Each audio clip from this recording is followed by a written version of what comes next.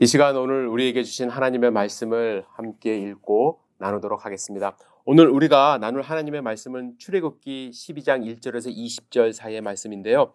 먼저 5절부터 11절까지를 우리 함께 읽도록 하겠습니다. 같이 읽습니다. 너희 어린 양은 흠없고 1년 된 수컷으로 하되 양이나 염소 중에서 취하고 이달 열 나흘날까지 간직하였다가 해질 때에 이스라엘 회중이 그 양을 잡고 그 피를 양을 먹을 집 좌우 문설주와 인방에 바르고 그 밤에 그 고기를 불에 구워 무교봉과 쓴 나물과 아울러 먹되 날것으로나 물에 삶아서 먹지 말고 머리와 다리와 내장을 다 불에 구워 먹고 아침까지 남겨두지 말며 아침까지 남은 것은 곧 불사르라. 너희는 그것을 이렇게 먹을지니 허리에 띠를 띠고 발에 신을 신고 손에 지팡이를 잡고 급히 먹으라. 이것이 여호와의 유월절이니라. 아멘. 오늘 우리에게 주실 말씀을 기대하며 잠시 기도드리겠습니다. 사랑과 은혜가 충만하신 아버지 하나님, 주님의 말씀을 기대합니다. 주님 말씀하여 주시옵소서. 아멘으로 주님의 말씀을 우리 마음밭에 새길 수 있도록 인도하여 주시옵소서. 이 시간을 온전히 주님께 의지합니다. 예수님의 이름으로 기도드렸사옵나이다. 아멘. 오늘 우리가 읽은 본문의 말씀은 유대인들이 지금까지도 가장 중요하게 지키는 유월절에 대한 하나님의 명령의 말씀입니다. 유월절은 여러분들이 아시는 것처럼 영어로 패스오버라고 합니다. 그래서 혹시 오해하시는 분들이 계시는데 6월에 지키는 절기가 아니라 넘어간다라는 의미로 하나님이 애굽의 마지막으로 내리시는 10번째 재앙과 관련이 있는 절기입니다. 10번째 재앙 여러분들이 잘 아시죠? 애굽에 있는 사람과 동물의 모든 처음 난 것들을 죽이는 가장 강력한 하나님의 재앙입니다. 12절에 보시면 내가 그 밤에 애굽 땅에 두루 다니며 사람이나 짐승을 막론하고 애굽 땅에 있는 모든 처음 난 것을 다 치고 애굽의 모든 신을 내가 심판하리라. 나는 여호와라 말씀하십니다. 그러나 이 10번째 재앙이 하나님의 백성에게는 재앙이 넘어갑니다. 그래서 애굽을 탈출할 수 있는 기회가 되는 것이기 때문에 그래서 이제 유월절이라고 말씀하시죠. 하나님은 이스라엘 백성이 이 기회를 놓치지 않고 출애굽할 수 있기를 바라시며 그 방법을 알려주시는 것이 오늘 본문의 내용입니다. 그 내용을 함께 살펴보겠습니다. 첫 번째로 이스라엘 백성들에게 가장 중요한 이 출애굽할 수 있는 방법이 무엇입니까? 무엇보다도 재앙을 피하는 것이죠. 즉 죽음을 피하는 것입니다. 사실 하나님은 네 번째 재앙부터는 이스라엘 사람들이 사는 땅을 구별하여 거기에는 재앙이 임하지 않도록 하셨습니다. 하지만 이 죽음의 재앙은 애굽 땅 모든 곳에 임하게 하셨는데 이를 피할 수 있는 방법을 오늘 말씀해 주고 계십니다. 그들이 가장 먼저 해야 할 일은 무엇입니까? 흠없는 1년 된 숫양 혹은 염소를 고르고 시간에 맞춰 잡는 것입니다. 그리고 그 피를 우슬초로 집 좌우 문설주와 인방에 바르는 것이죠. 그러면 하나님이 애굽을 칠 때에 그 피가 너희 사는 집에 있어서 너희를 위하여 표적이 되어 하나님이 재앙을 내리지 않고 그 집을 넘어간다 말씀하십니다. 그런데 왜 하나님은 이 어린 양 혹은 염소의 피를 보고 넘어가셨을까? 흠없는 어린 양 혹은 염소는 대속 제물을 의미합니다. 대속 제물이라는 것은 죽어야 할 사람 대신에 죽는 제물이죠. 애굽 사람들뿐만 아니라 사실은 이스라엘 사람들도 그 자체로 거룩한 사람들이 아닙니다. 그래서 그들도 하나님 앞에서는 죽을 수밖에 없는 존재들이죠. 사람들입니다. 그러나 그들을 대신해 죽은 어린 양의 그 피를 보고 심판하지 않고 넘어가겠다고 말씀하시는 겁니다. 이때는 아직 성막이 이제 제작되기 전이고 하나님이 이스라엘 백성들에게 제사법을 말씀하시기 전 이야기입니다. 나중에 여러분들 이 제사법이 완성된 후에 그 죄를 용서받는 방법을 보시면 죄를 지어 하나님 앞에 용서받기 위하여 나오는 사람들은 직접 대속 제물에 자기가 안수를 합니다. 그 안수의 의미는 죄를 전가하는 것이죠. 자기가 죽어야 되는데 자기를 대신해서 죽을 대속 제물에 자기의 죄를 이제 전가하는 거예요. 그리고 전가된 그 짐승을 자기가 죽이는 겁니다. 예? 자기 스스로 하나님 앞에서 나는 죽을 수밖에 없는 사람입니다라고 고백하면서 그 동물을 죽이는 것입니다. 자기의 죄를 스스로 죽임으로써 하나님 앞에 용서함을 구하는 것입니다. 그러면 하나님은 나 대신에 죽은 동물을 보시고 동물의 피를 보시고 그 피로 우리의 죄를 덮어 우리를 용서하십니다. 유월절도 마찬가지죠. 문설주와 임방에 바르는 동물의 피가 그 피 자체가 능력이 있어서 하나님이 그걸 무서워서 이렇게 피해간다 그런 것이 아니라 하나님이 나를 살리신다는 믿음, 이렇게 하면 살 것이다라는 하나님의 말씀에 대한 순종, 그리고 가족을 대신해 죽은 어린 양의 그 피, 하나님이 그것을 보시고 믿음을 보시고 심판을 하지 않고 그 집을 넘어가시는 것입니다. 심판받아야 될 사람 대신에 대속물이 대신 죽었기 때문에 흠없는 양 혹은 염소를 잡으라 말씀하셨고 그 흠없는 양과 혹은 염소 때문에 하나님이 심판을 넘어가신 것입니다. 이렇게 죽음의 심판은 이스라엘 백성 집을 다 넘어갔습니다. 말씀에 순종한 집은 다 넘어갔어요. 그러면 죽음이 넘어간 뒤에 이제 다음 단계가 무엇일까요? 이제 빨리 탈출하는 것입니다. 하나님이 애굽 땅에 내리신 재앙은 탈출할 수 있는 기회를 제공한 것이지 그 자체가 탈출의 완성이 아닙니다. 여러분, 그들이 탈출하는 장면을 한번 이제 머릿속에 상상해 보시기 바랍니다. 애굽 사람들은요, 모든 가정의 장자가 죽었기 때문에 다 슬픔 가운데 잠겨 있습니다. 30절 함께 보도록 하겠습니다. 그 밤에 바로와 그 모든 신하와 모든 애굽 사람이 일어나고 애굽에 큰 부르짖음이 있었으니 이는 그날에 죽임을 당하지 아니한 집이 하나도 없었음이었더라 말씀합니다. 큰 부르짖음의 슬픔이 그 땅 가운데 임한 것입니다. 이 재앙을 당한 후에 이제 바로는 모세와 아론을 불러 빨리 나가라고 이야기를 합니다. 그리고 33절에 보면 애굽 사람들이 이렇게 말합니다. 우리가 다 죽은 자가 되었도다 하고 그 백성을 재촉하여 그 땅에서 속히 내보내려 함으로, 그들이 지금 경황이 없어요. 슬픔 가운데 있어요. 빨리 저 사람들을 내보내야 된다고 생각을 했습니다. 애굽 사람들이 이렇게 슬픔 가운데 정신이 없을 때 이스라엘 백성들은 빨리 나가야만 했습니다. 이때 필요한 것, 스피드입니다.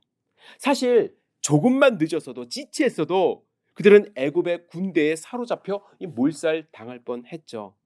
그래서 하나님은 그들이 먹을 음식에 대해서 말씀을 하십니다. 하나님은 그들이 잡은 양 혹은 염소의 다리, 머리, 내장까지 다 구워 먹게 하셨습니다. 급히 먹어야 했기 때문에 구워 먹으라고 하신 거예요. 하나님은 피가 남아있는 고기를 못 먹게 하셨고요. 그렇다면 그들은 삶아 먹어야 되는데 삶아 먹으면 시간이 걸리죠. 그래서 하나님은 급하게 빨리 먹을 수 있는 방법으로 다 구워서 먹으라고 말씀을 하신 겁니다. 그리고 그들이 함께 먹어야 될 것은 무교병입니다. 무교병은 누룩을 넣지 않은 빵인데 정말 밀가루 덩어리 같습니다. 정말 맛이 없어요. 맛있는 빵을 먹기 위해서는 누룩을 넣어서 이제 부풀게 해야 되는데 그것은 하룻밤을 꼬박 기다려야만 합니다. 그래서 하나님은 누룩을 넣지 않은 무교병을 먹으라 하십니다. 무교병도 급하게 떠나야 함을 상징하는 그러한 음식입니다. 그런데 이 무교병은 단순히 급하게 먹기 위한 음식만은 아니라 하나님이 유월절이 시작되기 전날부터 누룩 없는 빵만 먹으라고 하셨고 유월절 전에 모든 집안의 누룩을 제거하라고 하십니다. 지금도 유대인들은요, 유월절을 지키면서 가장 먼저 하는 일이 이 집안의 청소입니다. 집안 곳곳을 다니며 혹시 떨어져 있을 수 있는 빵 부스러기를 완전히 제거하는 일, 누룩을 완전히 제거하는 일부터 시작한다고 합니다. 탈출을 위해서는 하루만 누룩 없는 빵만 먹으면 됐는데 그들은 시작하기 전부터 해서 일주일간 무교병을 먹어야만 했습니다. 왜 그랬을까요? 아마 이 누룩 넣은 빵은 쉽게 상하기 때문에 몇 날 며칠을 걸어서 이제 애굽을 탈출해야 하는데 빵에 곰팡이가 나면 안 됐기 때문에 누룩 없는 빵을 먹으라고 했을 수도 있지만 더 중요한 이유가 있습니다. 그것은 누룩이 성경에서 이 죄를 상징하기 때문에 그렇습니다. 하나님은 그들의 삶에서 죄를 없애는 작업, 하나님 보시기에 좋지 않은 삶의 습관도 함께 버리기를 원하셨습니다. 빨리 먹는 것도 중요했지만 더 중요한 것은 죄의 모습을 없애는 거예요. 하나님을 믿는 백성으로 거듭나는 이 삶을 사는 것이 더 중요함을 하나님은 지금 알려주고 계십니다. 그리고 그들이 아무리 급해도 꼭 함께 먹어야 할 음식이 있는데 바로 쓴나물입니다. 쓴나물이 무엇을 가리키는지 정확하진 않지만 현재 유대인들은 6월절에 어떠한 나물을 먹냐면, 야채를 먹냐면 로메인 상추, 이렇게 약간 좀 씁쓸한 맛이 있습니다. 그리고 치커리의 일종인 꽃상추 혹은 호스레디시라고 하는 양고추 냉이를 지금 사용해서 먹는다고 합니다. 하나님이 쓴나물을 먹으라고 하신 이유가 있습니다. 아무리 급하고 또 지체 없이 떠나야 할 그 상황이라도 그들이 그동안 받았던 고통을 기억하기를 원하셨어요. 여러분, 사람은요, 망각의 동물이라고 하죠. 자신이 받았던 고통, 물론 평생 상처로 남는 경우도 있지만 쉽게 잊는 경향성이 있습니다. 어떤 분들은 이런 망각이 이제 축복이라고도 이야기합니다. 왜냐하면 내가 받은 고통을 다 기억하고 똑같이 그걸 기억하고 살면은 절대로 살지 못하기 때문에 그렇습니다. 만일 여러분, 우리 어머니들 계시는데 아기를 낳을 때 그 고통, 산모의 고통을 그대로 기억하고 산다면 아마 둘째, 셋째 아기 낳으려고 하는 분 아무도 없을 거예요. 하나님은 우리가 쉽게 잊는다는 것을 아셨습니다. 출발하는 순간에도 그동안 수십 년 동안 받아왔던 애굽의 그 종살이, 억압, 탄압, 그것을 잊어버리고 우리가 이렇게 급하게 나가야 하나? 그냥 여기서 대충 살지라는 생각을 하는 사람들도 있었을 거예요. 여러분, 성경을 보시면요, 그들은 출애굽한 지 단 3일 만에 원망이 시작됩니다. 그리고 조금 더 지나서는요, 마늘, 그 고기가 없다고 차라리 돌아가자 이렇게 이야기하는 사람들이 나타나기 시작합니다. 그래서 하나님은 최소한 너희들이 지금 여기를 떠나는 이유를 알아야 한다며 쓴나물을 먹게 하신 거예요. 이 쓴나물은 고통을 상징합니다. 떠날 때는 급하게 떠나지만 왜 떠나는지를 알고 떠나기를 원하신 거죠. 그리고 이 출애굽의 마지막 방법은 무엇입니까? 떠난 것으로 끝난 것이 아니라 하나님의 인도하심으로 하나님이 가라고 하시는 곳으로 가는 것이 출애굽입니다. 10번째 재앙을 통해서 그들은 구원을 받았어요. 그래서 출애굽할 수 있는 기회를 얻지 않았습니까? 어린 양의 피를 문설주에 바름으로써 죽음이 넘어가서 구원을 받았습니다. 그리고 하나님이 지체 없이 왜 떠나야 하는지 기억하면서 음식을 먹으라고 하셨어요. 그래서 그들은 출발을 했습니다. 그런데 출발하는 것으로 출애굽이 끝난 것이 아니라는 거예요. 이스라엘 백성은 하나님이 가라고 하시는 그 가나안 땅, 하나님이 약속하신 땅으로 가야만 했습니다. 그 길을 가기 위해서는 하나님이 보내신 구름 기둥과 불 기둥을 잘 따라가야 해요.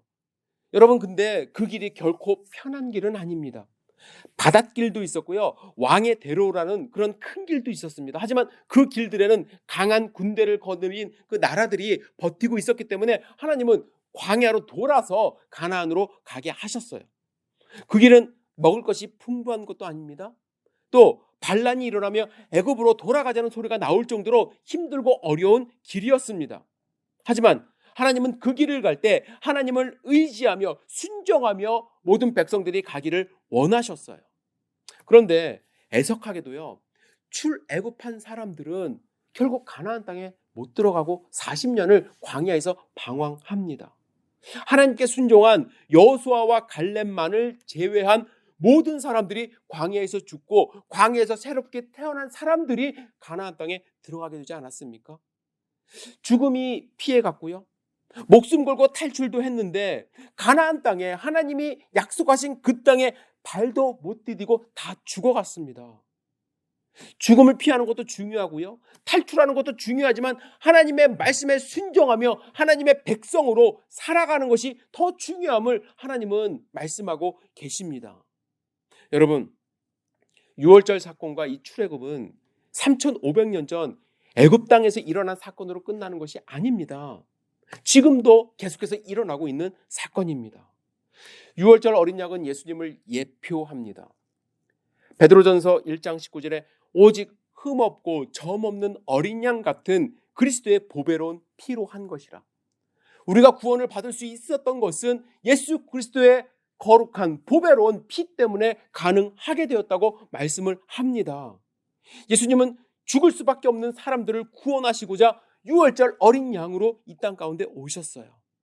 모든 사람이 죄 때문에 죽을 수밖에 없지만 우리의 죄를 위하여 대속하기 위하여 피를 흘려 죽으신 그 사실을 믿으면 우리도 죽음을 면할 수 있기 때문에, 심판을 받지 않아도 되기 때문에 그 영원한 생명을 우리에게 주시기 위하여 이 땅 가운데 오셨다는 거예요. 출애굽할 수 있도록 이 땅 가운데 오셨어요.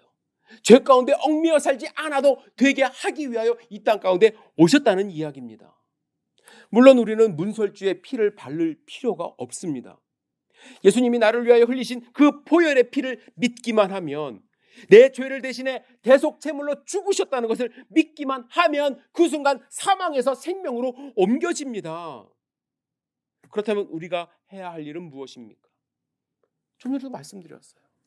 믿기만 하면 돼요. 믿기만 하면.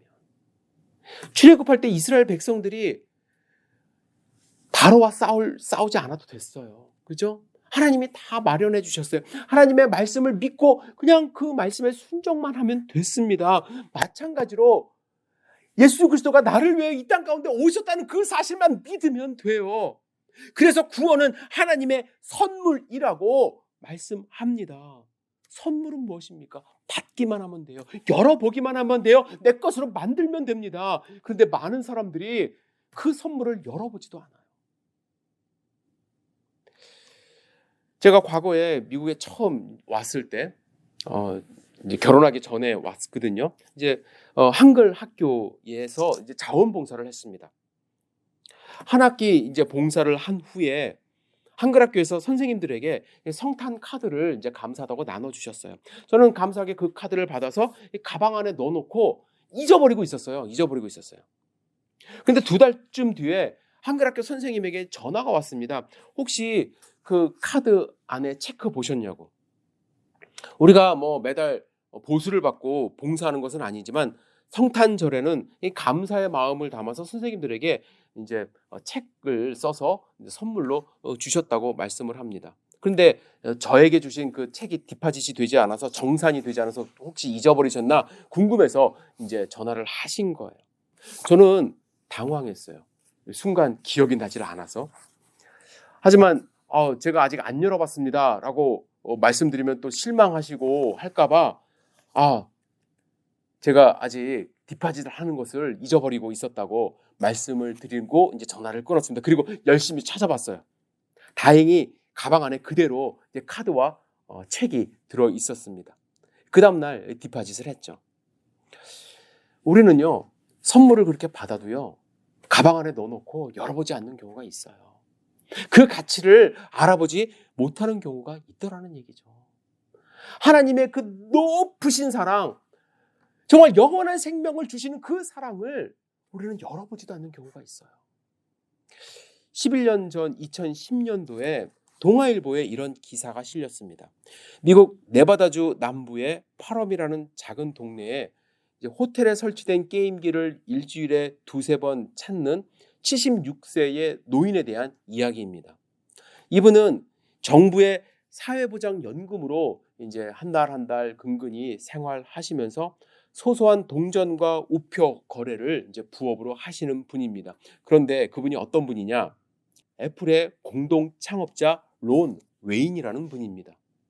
이분은 스티브 잡스와 애플 컴퓨터의 실질적 설계자 스티브 위즈니악과 함께 이제 애플 창립 서류에 이름이 올라가 있던 3명 중에 한 사람이라고 합니다. 사람들은 그 사람 존재도 잘 알지 못해요. 왜냐하면 그가 입사한 지 11일 만에 퇴사했기 때문에 그렇습니다.